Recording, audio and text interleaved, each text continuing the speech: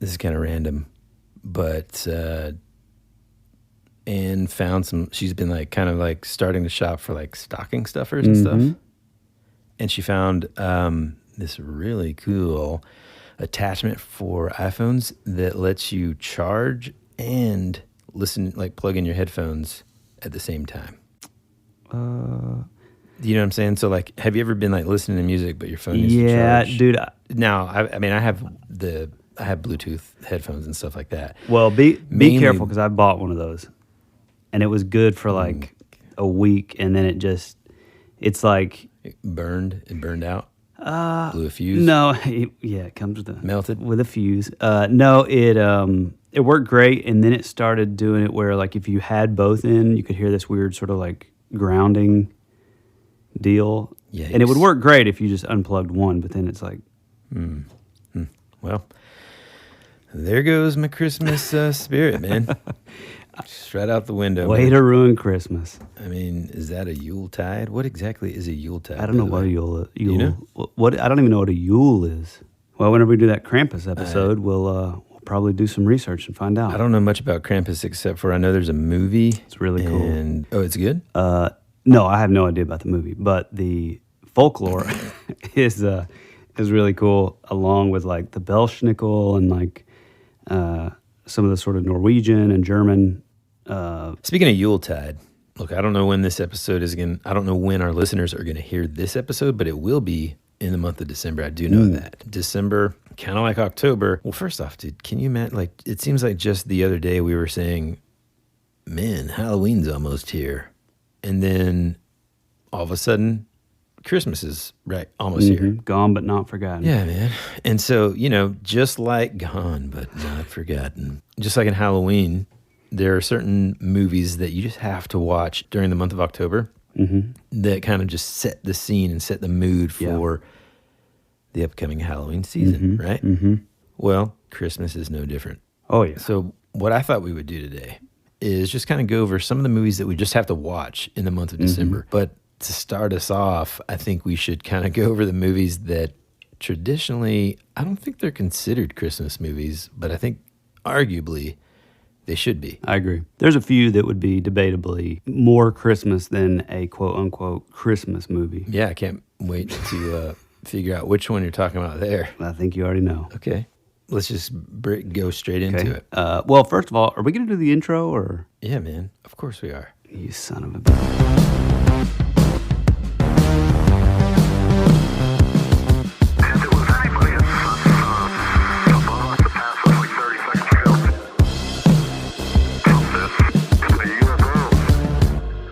Hey, all you elves and reindeers. Welcome back to That Would Be Rad, a podcast that majors in 80s and 90s nostalgia, comic culture, all things paranormal, and minors in retro video games, pre-internet mysteries, tabletop RPG games, and raising our kids to be half as cool as we were back in the 80s. I'm your host, Tyler Bence, and this is your other host, Woody Brown. How's it going, dude? I'm excited, man. I'm excited about December. December's an awesome month. Like we talked about earlier, a couple episodes ago, man, we've already had the Christmas decorations out, ready to rock and roll. I mean, you kind of went full Griswold on this, didn't you? I mean, big time, man. How much you spend on the?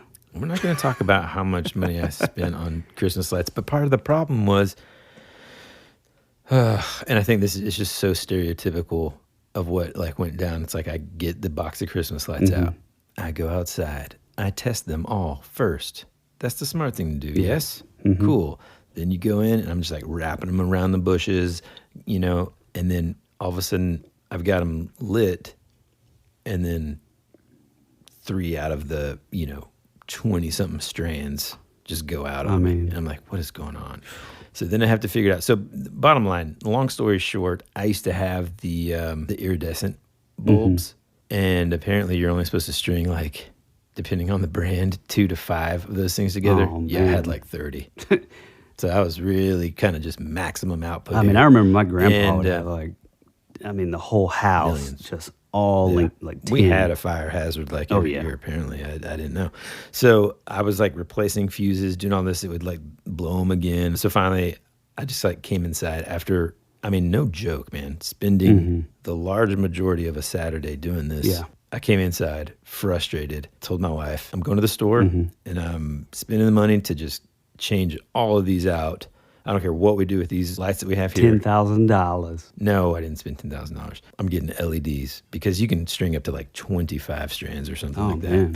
Cool. Bottom line is it looks great. Mm-hmm. Now, let me ask you this. Are you a real tree kind of guy? Like go out there, get it cut down, all that, or fake tree kind of guy? Okay, so when my wife Courtney and I first got together, I was all about the real tree. You know, that's kind of what we always did growing up as a family. I mean, it's pretty cool, but then I have to say, man, her mom, of course, I'm kicking and screaming the whole way, trying to veto this decision. But her mom ended up getting us this tree, or maybe she gave us like her old one or something. But it, you know, it's like pre-lit, and I mean, it looks like a legit tree, and it's huge, and you don't have to worry about watering it dying, and sap everywhere. It's pretty cool. So I'm kind of a convert on the fake tree. So for me, growing up, You had like bamboo trees, right, for yours? well, I mean, that's what I'm saying, man. Out of necessity, we would do like a fake tree, you know, because they don't have a lot of Douglas firs growing in the tropics, you know, out in Indonesia. So we would do a fig tree. I loved the kind of just like the idea of the tradition of taking the family out there, picking out the tree, sawing it down yourself. And there's some really amazing like family owned tree farms like in our area where we live, like really, really cool. But dude, I gotta like, I don't want to mess with, like you said, the sap. Yeah. All that stuff getting all over your floor. I'm just, you know, what happened was we turned into old men. Yeah, okay? it's just out of laziness, pretty much. We also have like a pretty cool tradition where we pick out an ornament every single year that is like our family ornament, and then each of us gets to pick out an ornament. And then we also have like an ornament that like represents the year. So it's gonna be like a garbage fire, like a dumpster fire. Well, no, this year it's Santa Claus, and this is no joke. Santa Claus has a face mask on. Yeah, that's perfect. Anyways, it perfectly represents the year. I mean, my wife's ornament that she picked out for herself was a wine bottle, which I would say perfectly represents her year as well. But, you know, hey, hats off to all the moms and dads out there who had to, you know, deal with kids being home from school for the first, God, you know, 8 months of the year. All right, cool. Listen, let's get into this, man. I want to talk about first some movies that, you know, every single year, just in conversation with some of my friends. I know we've talked about this. I'm sure I've talked about this just in the past in general. It's just fun conversation to have. You know, you're always trying to figure out what are some people's favorite Christmas movies, or, you know, adding them to your list and stuff. Well, one thing I noticed consistently was there was certain movies that I've always considered not necessarily Christmas movies, but because they're either set in Christmas or they have a certain vibe, they always sort of, they ended up becoming movies that I just had to see during that time. First on the list for me. Well, hey man, is, before we get started, should we take a break? Yeah, man, let's do that. Let's have a quick word from our sponsors, and when we get back, we'll dive right in. After these messages, we'll be right back. America's future can be determined by our dreams and our visions. It was very intense, bright light. For over 200 years, there have been reports of giant man-like creatures. From another dimension, another world, I don't know. The most intriguing mystery on the North American continent. You're listening to That Would Be Rad. We'll be right back. That's the best.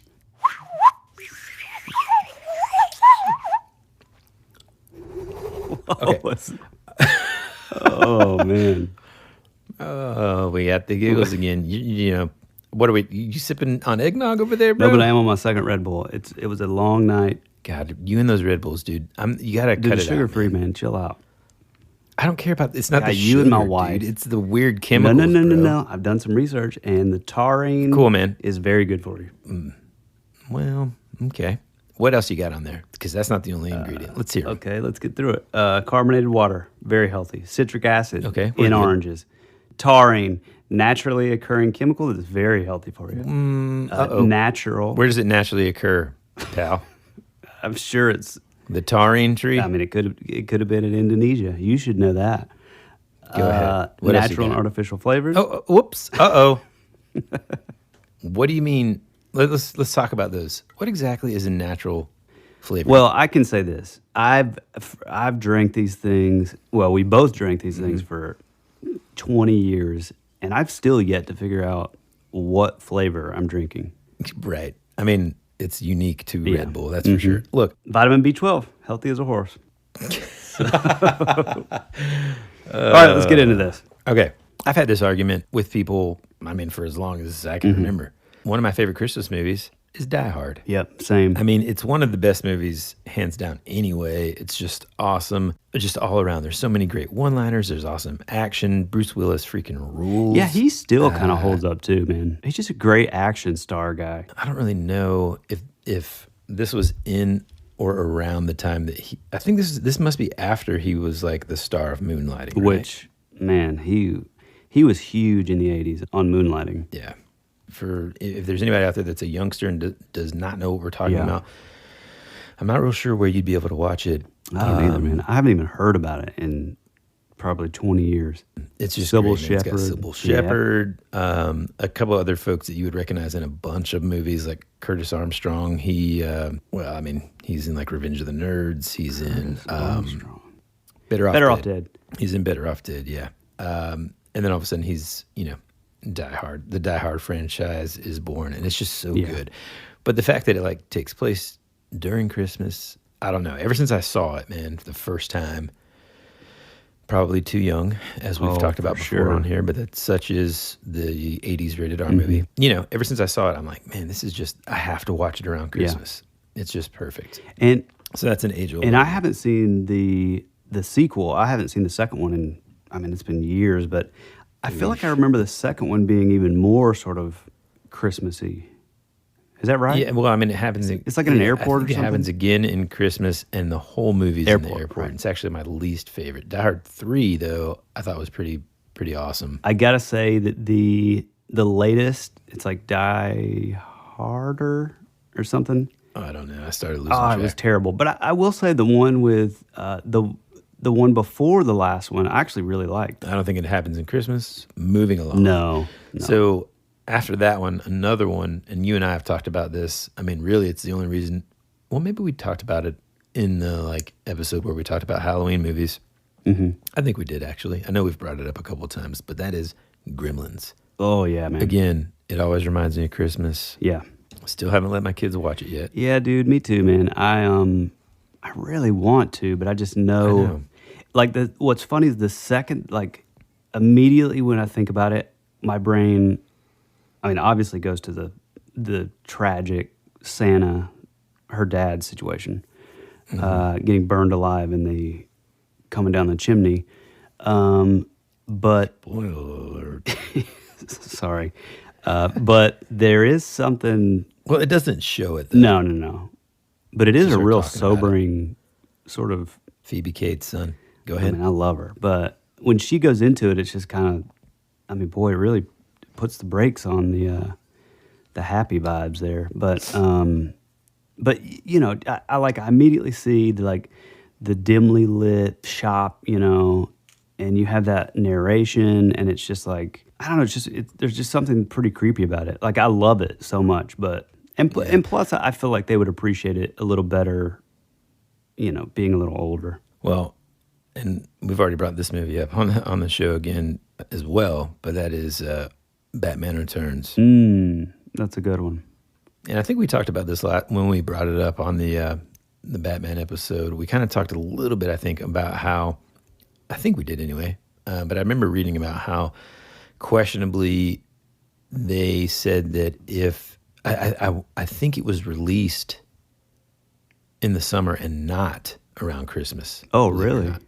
Yeah, and we can fact check this later or whatever, but I'm almost positive that it got released as a summer blockbuster, and potentially, it still did well. But I think the person that was writing this article was kind of questioning, man, would it have done even better if it would have been released as a Christmas movie? Yeah, you can tell that. Well, I don't know, maybe not, but it seems that it was. probably created with the intent of coming out in the winter because it's such like a cold movie. Yeah, Tim Burton kind of has that vibe, but there's something about this one that, I don't know. Woody and I are really big on liking stuff for not the most obvious reasons, but like we'll really get into stuff just because of like the vibe and like the, the sort of the feeling it kind of gives you. And that always had like a really, really cold kind of feeling. I mean, it's especially like with the penguin situation, like down in the tunnels and like, it's always I actually snowing. love that it was set in the snow. Oh yeah, me too. In the wintertime. And I just kind of double checked, and it was released in June of '92. Weird. So, and I don't know about you, man, but this one always reminds me of Christmas too, in a way. And that's Edward Scissorhands. Yeah, exactly. Same here. I mean, he's just out there just chopping the ice sculptures, making it snow, and then boy howdy, my favorite, Winona Ryder. Although I gotta say, man, I don't love her with blonde hair. Yep. Me too. It still bothers me. Same. Yeah. It's kind of the way that I feel about Zooey Deschanel in Almost Famous with blonde hair. It's just like... Well, you're thinking of... No, dude, she has dark hair in Almost Famous. No, she doesn't. She has blonde hair. Because that's the first time that... She has dark hair in Almost Famous and blonde hair in Elf, which we're going to talk about in a minute, but... I'm going to look this pup up right now. I know she has blonde hair in Elf. This is definitely going to be cut. No, it's not, because I'm not going to cut the fact that I just won this argument.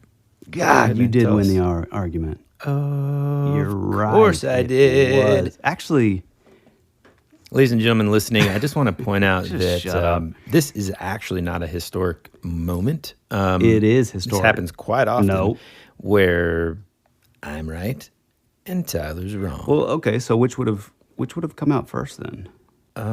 That I'm not sure. 'Cause I feel like she would have. I think almost. I think Almost so. Famous came out first. Yeah, that was the first time I noticed her. I'll say. That was a real gross thing there. Hey man. Yeah. Okay. Fuck you, dude. That part is so funny, and it reminds me kind of this thing that Jane did a couple weeks ago. Dude, have I told you this? I don't think so. And, one of these days she's going to be old enough to listen to this podcast. Yeah. And I'm sorry for telling the world. But one day, and of course, I'm not sure which parent she got this from, but definitely one of us. So this is on us. Mm-hmm. One day she was like frustrated about some toy. And she's like, this damn thing won't work right. And I'm like, oh boy. Oh, those are the best. What did you say? And she's like, I said, this damn thing won't work. And I'm like, babe, you cannot say that's a bad word. She's like, oh, I didn't know. But anyways, she would definitely be like, oh yeah, feck you. Yeah. Well, yesterday, actually, our nanny, Laura, she was saying something. She was talking on the phone with like her husband or whatever, and the girls were around. And I said, she was talking to her husband about having like a son or something. And then I was like, nope, same here. I do not want any more kids. And I just started singing that, Hell to the No, that song. And then like a couple minutes later, I just hear Amelia from the other room, like doing something. And she's just singing it. Nice. Like singing Hell to the No. Oh my gosh. She has no idea though. Nope. That's amazing. It's hilarious. Last of the sort of movies that don't really technically qualify as Christmas movies to most, I would say. For me, it's one that just like, I don't know, man, it puts me in that vibe. And that's the Harry Potter series, bro. Oh, especially the first couple. Yeah. Mm-hmm. I mean, I love those movies. Oh my gosh, dude, me too. I mean, the books, I read them. I've never read any of the books. Surprisingly. They're really good, man. Yeah, I've heard they're actually better than the movie. Oh yeah. I mean, they did a pretty darn good job with the movie. With the movies. Even that's funny though, man. My brother cannot stand Daniel Radcliffe or whatever. Yeah, I think he's a little, especially when he's like a little kid, dude. And he's like, he makes this like one face. My brother is just like, oh. See, I don't mind him as a kid. I think as he's gotten older, he's kind of go back and watch him, bro. Now that I've said this, you're gonna see it, and you're gonna be like, oh man, that's when old Neen just turns it off, man. Well, and that's another movie that I really wish I could show Amelia, but it's like I know that she would want to like keep watching them because the first one I think is doable. but Yeah, boy, yep. they just progressively. She's about the age that we started watching them with Woodrow, but essentially what we did is we just watched the first two 1,000 times. Real quick, as much as I love Harry Potter, I gotta say, I'm sorry, but boy, J.K. Rowling's totally ripped off Neil Gaiman's Books of Magic. Oh yeah, I man, mean, you showed me that. It is total ripoff. Uncanny. Yeah. Now I will say, Well, it's not I don't know uncanny, but about she just totally just swiped it. Now, hold on a second though. Well, she's not the one. Like, did she swipe the story too, or is it just like, is that more of like an artist who illustrated her books? Well, so you can't really. I don't. At least when I looked, years ago, you don't really see much about it online because I think a lot of this was done kind of behind closed doors. But Books of Magic by Neil Gaiman revolves around a kid named Tim Hunter. Same kind of thing. He's visited by and kind of has like a pet owl that follows him around. I think he even has like a little like mark on his forehead. He has glasses. Almost the exact same kind of thing. I mean, if you go look up Books of Magic, which came out first, you'll be like, wow, this is. Yeah, it's nuts, man. I mean, it basically looks like Harry Potter riding a skateboard. Yeah, he's just like a little older. Yeah. Here are some of the movies that, no matter what, I cannot like skip them. All right, but can we go back and forth? You, me, because I have a feeling. Yeah, sure. You're going to basically use up all mine. So first, out of the gate, one of my favorites, and again, this is not in like order of importance. It was just kind of like how I remembered them. This is not in order of report. God almighty. Jeez, man. Order of importance. This is not in order of importance. It is... that was good. That last one was a keeper. It's really just kind of how I thought of them. The first ones I thought about, it's actually a... I'm going to go with number 1 and number 2, so the sequel is included in this, and that's Home Alone. Ah, man, that is probably in my top... Definitely in the top 3. And dude, it's like, it's so universal. My kids It's love so them. fun. I don't love the second one though, really. Oh gosh, man. Come on. Well, I need to go back and watch it. yeah, because there's some really great moments. I love the Tim Curry stuff, man. Your very own cheese pizza. Yeah. That stuff is... Like the bird lady was flawless. weird. Yeah. Some of that stuff was weird.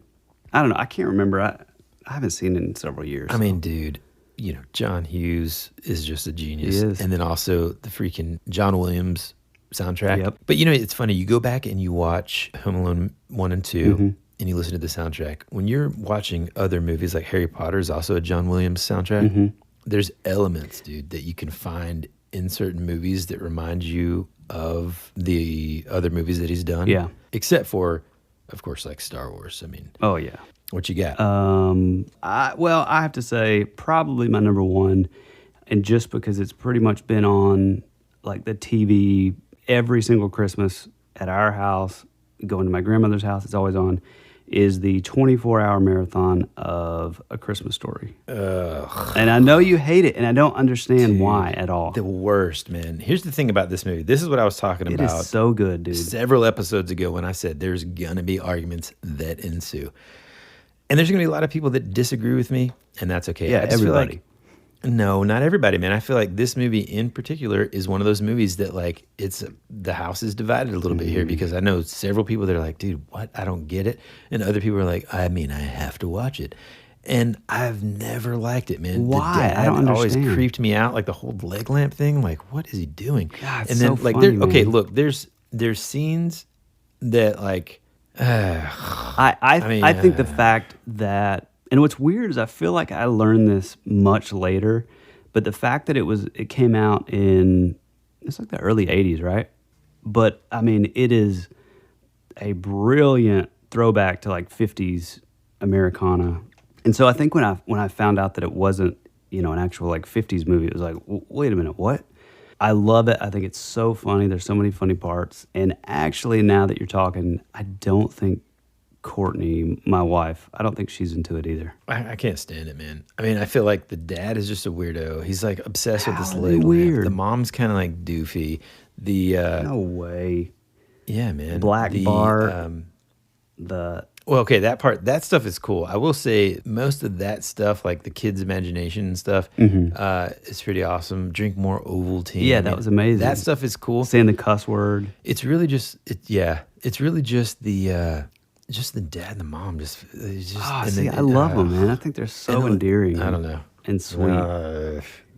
What? You think the dad's sweet, man? Well, it's the way he's like rubbing up on this weird leg lamp. No, The dude is just weird, man. He gets it in this like wooden crate. no. I mean, I understand like the fragile. symbol. No, but you got to look at it in like the 50s, like gruff blue collar dude who's probably been working in like a factory all day, coming Don't care. home. Better movies out there. That's what all I'm It's so saying is funny. there's so many other better movies that are much funnier. Not a chance. I could watch that movie any day. Not me, man. So I, good. I'm pretty sure I just like deleted TBS because of it. Okay, next.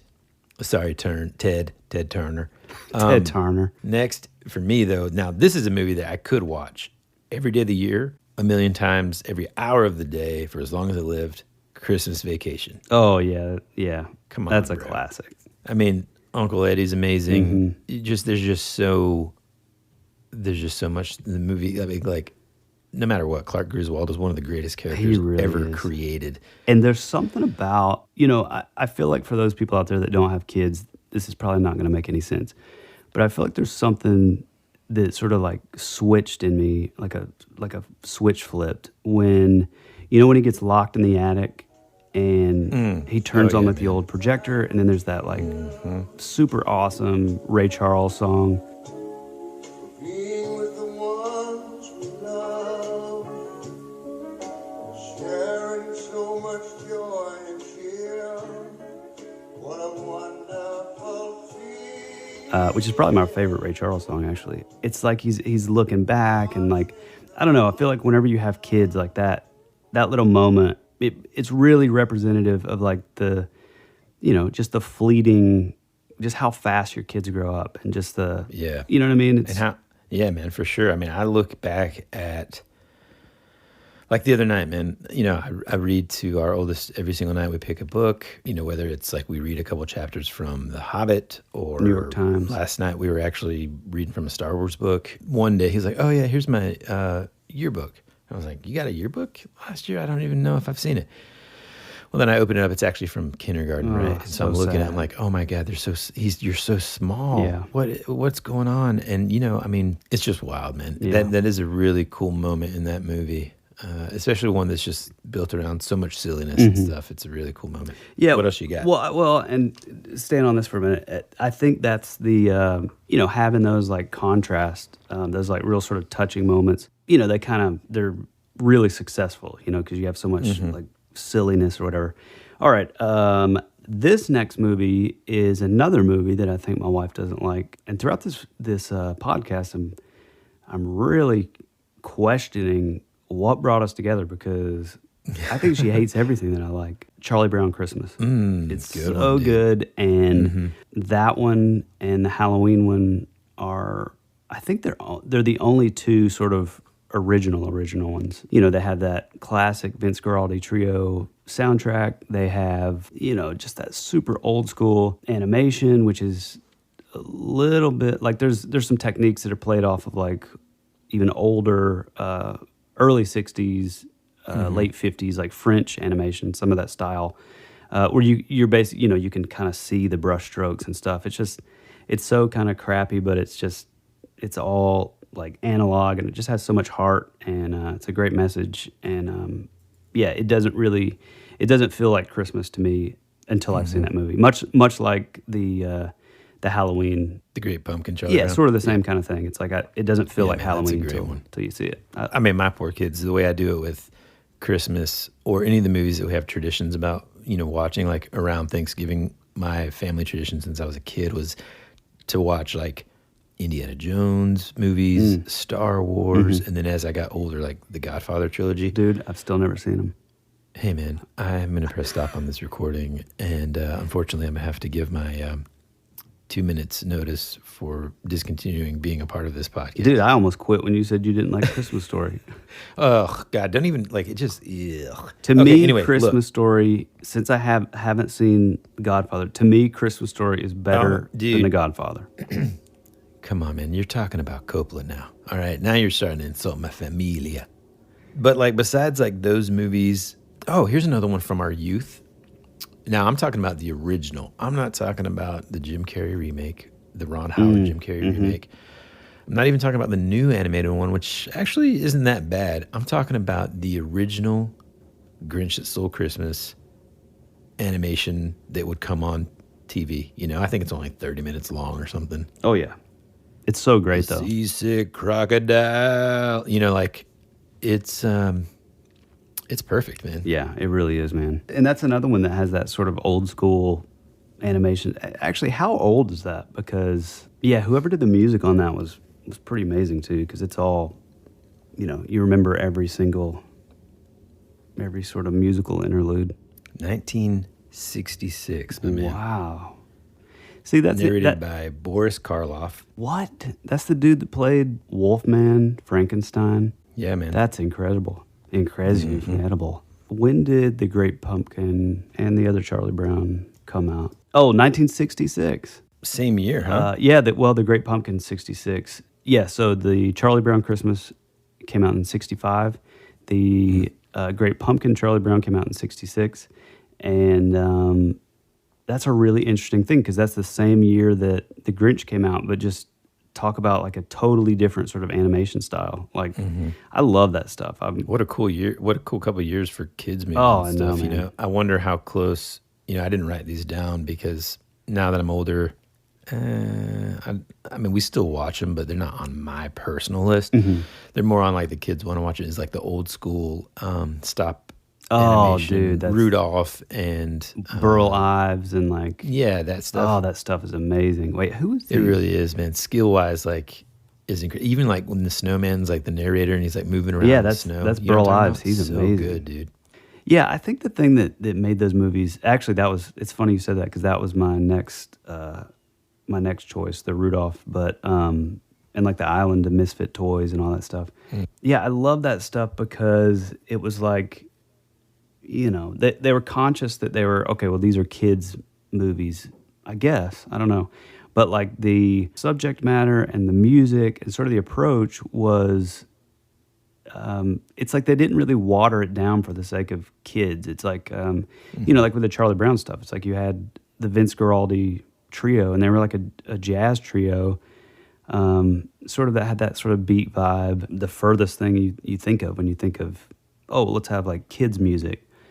So I think that's also maybe why some of that stuff is as timeless as it is, because it wasn't so watered down and pandering to, oh, this is a kids movie, so everything about it has to be dumbed down and it has to be sugary, Right. you know, music and all that. It's very sort of, you know, of the time for adults and kids. I think that's really cool. Yeah.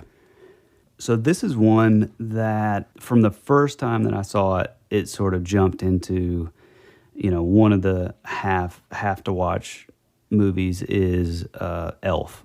Oh yeah, man. I mean, it's so funny. You can watch it any time of the year, but Dude, it's you know, and I've kind of seen online every now and then someone will post a picture of Buddy the Elf or whatever, and people are like, man, I can't stand that movie, which I don't really understand. But Bob Newhart, man, it's got Bob Newhart, yeah, which yeah. by the way, if you've never listened to his stand up, oh, he's amazing. you got to do that. It's unbelievable. But like we said before, it's got Zooey Deschanel. One of my favorite scenes in that movie is whenever she's like singing in the shower, Buddy the Elf comes in and like starts harmonizing with her, and it's just so good, man. Yeah. It's a really, really cool movie. Yeah, and James Caan, the dad, you know, he brings that sort of levity and sort of seriousness that's really cool. And then the mom, what's her name?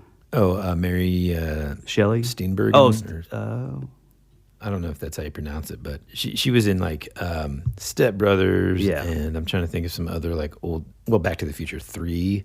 Oh yeah, you're right. You know. Oh, and I always kind of had a crush on her, man, when I was a kid. yeah, she's pretty attractive older lady. As per usual, director Jon Favreau. Yeah, man, coming in he's a hot. genius. He is a Genius, genius, man. he just gets it. He understands like the little parts that you need to sort of exploit or like push to the front that are gonna, tug at your heartstrings. And yeah, he's a genius. Okay, man. Here's one that has one of our favorite actors in it, and that's Scrooged with Bill Murray.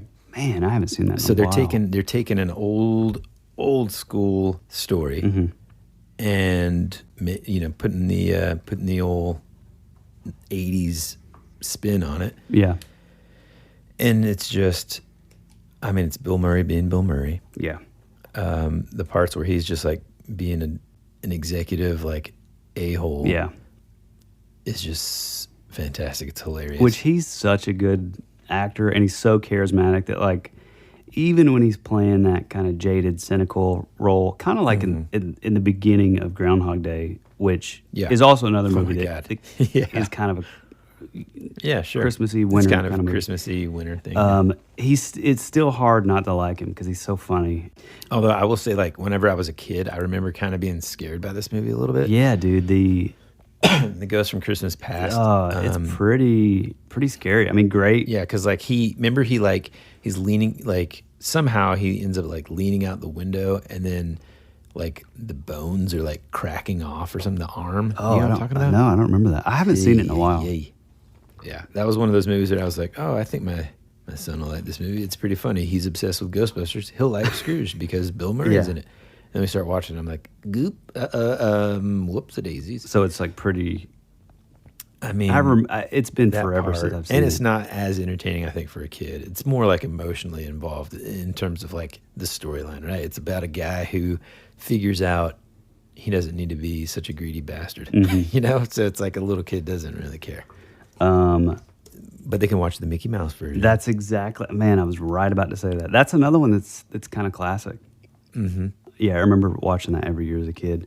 Another one that I have, which I'm kind of telling on myself here because I haven't seen it in a while, but I always remember it kind of having a Christmas vibe, is Planes, Trains, and Automobiles. Oh, yeah, man. And I need to watch it. I have not seen that in man. I don't even know how long. Yeah, it just popped in my head just now, and I was like, man, I used to love seeing this around the holidays. I don't know if we want to kind of talk about some of the like more modern ones. Yeah, let's do that. There's a couple that are like more modern that may not be the greatest movies, but are just fun and hilarious. Like for me, like Four Christmases with Vince Vaughn and Reese Witherspoon and old Bobby Duvall. I mean, and again, and John Favreau's in it. Yep. Yeah, and was it Tim McGraw's in it, I think? Yeah. It's super funny, man. It's, not really your traditional sort of like nuclear family and stuff. It's more like modern in terms of, what they have to kind of deal with and stuff. Yeah. But I thought it was hilarious, man. Yeah, that's one that we, not really even intentionally, has kind of become a Bence family staple. I feel like we've watched it for the last like 4 or 5 years. It's always just on, so. I just love, like, it's just classic Vince Vaughn in so many ways. Like, all those moments when he's like, hey, when we get in there, look, let's come up with a safe word, and all you have to say, like, and he's like, hey, listen, if one of these houses gets a little too intense, I think we're going to need an exit strategy. Oh, yes. So, like, we're going to need a word that both of us know that means it's time to leave. So what do you think our safe word should be? That's such a good idea. Mistletoe. Mistletoe's really good. Okay. By the way, this house here, my father's house, can get particularly uncomfortable. So please, sweetheart, do not feel embarrassed if you feel the need to pull the ripcord early and say mistletoe if this house gets too uncomfortable for you. Okay. Even if we're in there for 10 minutes. All right. I'll let you know where I'm at. I'm just looking out for you on this one. I want you to be cool. Brad, I'm going to go see your dad and your brothers right now. Unless you're too weird with it, then we're not. I'm going in. All right, and going out would be? Mistletoe. Done. Let's get out of here. Brad, we're going in. Let's go. And then the part where, they're gifting their dad, who's played by Robert Duvall, they're gifting him like a DirecTV or whatever, or a satellite TV. And they're like, yeah, we've set up an appointment for the technician to come. He's like, cancel it. We install things ourselves in this house. Dad? I think you're going to want a professional to handle this technology. If you think I'm going to allow a sex predator in a uniform to wander around my house and touch my underwear, you got another thing coming. No. No. And dude, it's like, I don't know how many like Robert Duvall interviews you've seen. Yeah. Like at like now or relatively recent, but literally that's him basically. Yeah. And slash, you know, some of our parents and stuff. And so it's so funny for him to be like that paranoid about inviting in a satellite television tech to come install it into his house. He's like, no. Mm-mm. God, it's so funny, dude. That's amazing. One that I got is, and it's kind of a tie between this being a Christmas and Halloween movie, is Nightmare Before Christmas. Oh yeah, man, it's a good one. Yes, we watched for sure. We watched it this year. I tried showing showing Amelia last year, but it kind of gets a little. The doctor, man, it's the doctor, dude. Well, the not even that, but is... like the little kids when they're singing like what they're gonna do to like, you know, they're like, you know, tie up Mr. Santa Claus, put him in a box. Like it's a little dark. It is good though. I love it. I love all the stop motion stuff. Oh, the music too. The Danny Elfman. Yeah, Danny Elfman. It's good. Man, two John Williams movies. Tim Burton. Two Tim Burton and Danny Elfman movies. Reference. Dude, and here's one. This is kind of like, speaking of telling ourselves, this is where our big old emotional hearts are on our sleeves here. I know exactly what you're about to say. We love these movies, but the first one is Love Actually. Yep. I feel like one of us was like, hey man, you gotta see this movie. We're like, come on, bro. That does not sound. And we're like, no, dude, trust me. It's so good. Man, it's so good. Yeah. So many good characters, so many good storylines. I mean, you know, there's some sad stuff in it.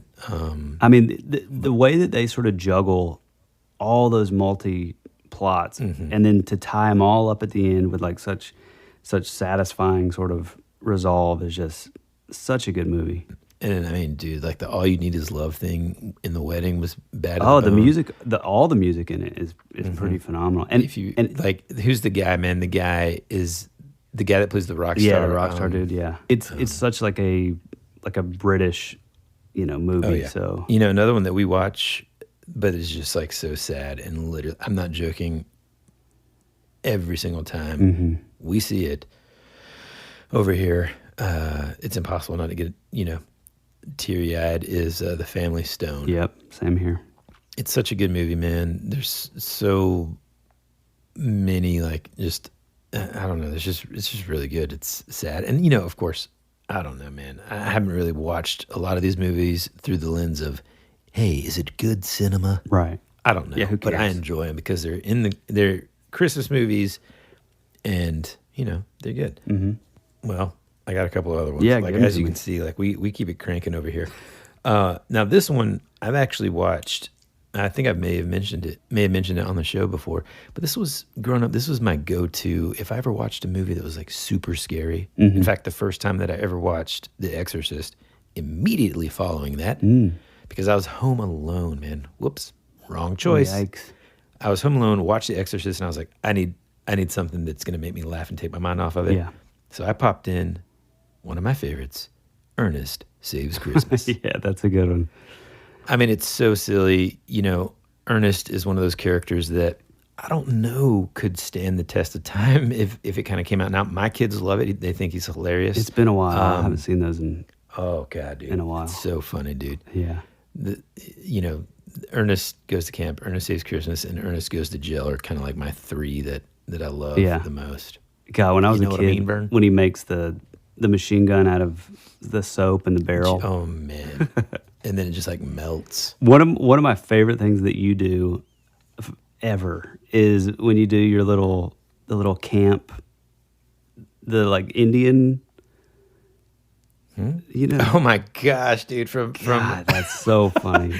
From when in Ernest Goes to Camp, when he's like the sun, and he's like, "Is that what you're talking about?" Yeah. The sun rides high, and he's like on the red, and he like she's wearing the lady he's talking to is wearing like a red shirt, and he like uses his hand like rubs up against the red, dude. That's his. That's his. Like he's like, oh, I know some. You know, whatever the language is. He's like, oh, yeah, I know something. He's like, the sun rides high on the red. And he's just like feeling the fabric of the red shirt. And then he's like, on the red, Chaise Lounge. That thing, oh my Oh, God, it's dude. so funny. That's probably my favorite part of the entire movie. Yeah. Also, when he gets like his shot, he's just so funny. Yeah, he is. Yeah, he passed away. Well, I guess it's been quite a while now. Boy. That's Boy, he passed away. Thank you, dude. In 95. Jesus, we're like, yeah, man, let's talk about all these Christmas movies. Yeah, man, that movie's so much. That guy died tragically. He passed away. Bus accident. Yeah, he passed away. Even like I don't even know if that sentence ended with a question mark, an exclamation point, or just like a comma. Because you're like, yeah, he passed away. And that's And then nothing. Yeah, yeah. Well, I just wanted people to know. All right. And there have been some modern ones that I think are pretty cool. Well, first, dude, we got to talk about Tim Allen's Santa Claus for a second. Oh, yeah. I mean, it was good, dude, but I got to tell you, to wait for a while to watch that movie with your kids because the whole first part, like Tim Allen comes home, the wife's like, yeah, one of these kids at school told whatever the kid's name is, that there's no Santa Claus. Yikes. And then Tim Allen's like, oh, cool, how'd he take it? I'm like, Yeah,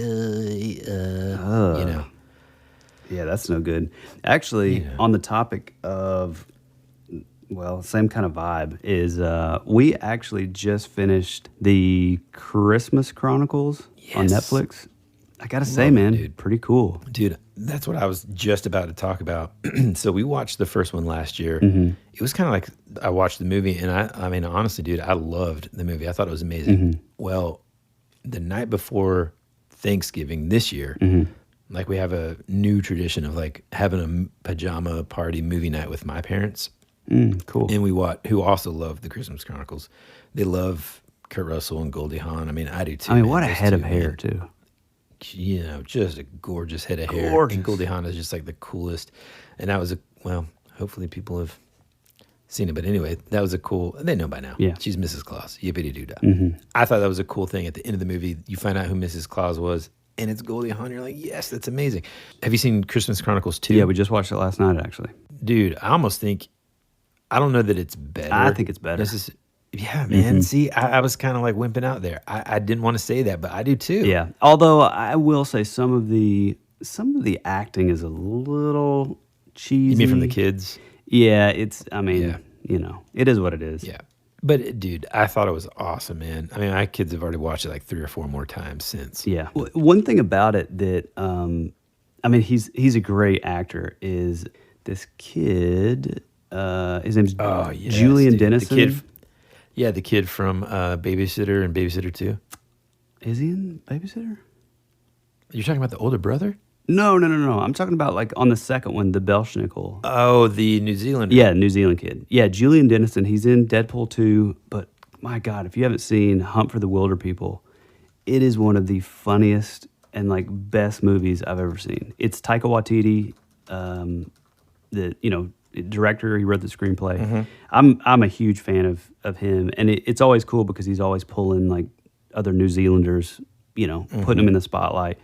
And this kid is in the second Christmas Chronicles, and he's the bad guy, which is kind of a bummer because he's a really funny, likable kid. Yeah, that I will say. If nobody, if that's the first thing that you see, it is kind of easy to just like dislike this kid. Yeah. Pretty Oh quick. yeah. I'll tell you another one, man, that my kids really like is the Polar Express. Man, I've never got into that movie. Have you ever really tried, though, recently? Honestly. I tried maybe it was last year. There's things I like about it, but I think it was, I don't know, I feel like it's like missing a little heart, like through the animation. Like it just, I don't know. It comes off a little cold sort of to me. Yeah, it's wintertime. So, well, I mean, not physically let's give them a break, cold. but no, it could I know like what you're artificial saying. Maybe, or sort of. Yeah, I don't know. I mean, it looks beautiful. Like certain scenes look really beautiful, but some of the human stuff, like the bell thing. I thought it was pretty cool. Yeah. Well, I will say, last but not least, rounding out the end of our list is not a movie, but any of the Office Christmas party episodes are always classic, hilarious. Man. Yeah. Yeah, still the best show I think ever made of all time. Yep. Best comedy. Yeah. Oh, you know what didn't make it onto our list, and truly, I've tried. Boy, have I tried, but I never make it past like 5 minutes, or the two sort of like movies that everybody else adds to their list, and that is like Miracle on 34th Street and what's the other one? I know exactly what you're talking about, but I can't. Yeah, it's just I can't get into it. I haven't seen either of those movies either. And literally, like every time I say that, and I know for a fact, you're like, hey, listener, you're screaming, you're listening right now, wherever. If you're in your car, you're at work, you're mowing, you're doing whatever, and you just heard me just kind of dismiss Miracle on 34th Street and whatever that other one is, I apologize. What is the other one? I've tried. I don't even know, man. It doesn't even, that's what I'm saying. Like, it doesn't even gain access into my memory. Like, so disrespectful of me, but I just can't remember. Yeah, I can't either, man. I don't know. It's just so, I mean, I feel like I can appreciate that old stuff, right? Yeah, me too. But I just don't want to watch it at all. Yeah, I'm not. And that's where I lump A Christmas Story. Anyway, that's our show, folks. We really appreciate you hanging out with us. I hope that you're getting into the Christmas or holiday spirit, whichever holiday that you dude, celebrate. Real quick, sorry. The holiday, that's another great one. Dude, Woodrow just came into the studio, and he. Now, did you open the box? You got to be careful, son. It's Christmas time. You can't just start opening Amazon boxes. Okay. Was there anything else in there? No. You sure? Well, they were popping things. And Oh, okay. But did you open any other boxes? No. Okay. There weren't any other boxes. Okay, good. No, from now until Christmas, no, not allowed, okay? Okay. I knew it was. I know. Thank you. Anyways, I just got Tasha's Cauldron of Everything. Ooh, yes. My son just hand-delivered it to me, and I am so pumped to open it up. I'm just excited for you to give me that sweet, sweet code so I can. No, I'm not giving you get the PDF. I don't even know if it comes with an online code. I'm sure it does. Got to. Anyway, okay. Oh, you're thinking of It's a Wonderful Life. Oh, that's never seen it. Who cares? Yep. An angel gets us every time a bell rings. I'm like, off. Man, what was I going to say though? You still never responded to me saying The Holiday. Oh, The Holiday. Yeah. That's a good one. Okay. Look, I want to say thank you so much to everybody for coming back week after week to listen to our podcast. I hope there are maybe some of these movies that you haven't added to your Christmas movie list. Yeah. But if not, maybe you've got some that we haven't mentioned. But if it's A Christmas Story, sorry, you're wrong. Give me a break. So dim those Christmas lights. Warm up that hot chocolate. Get cozy for the evening. Get ready for a brilliant and beautiful holiday season with your very favorite podcast. That would be rad. And as always, folks, be rad. That's the way it goes.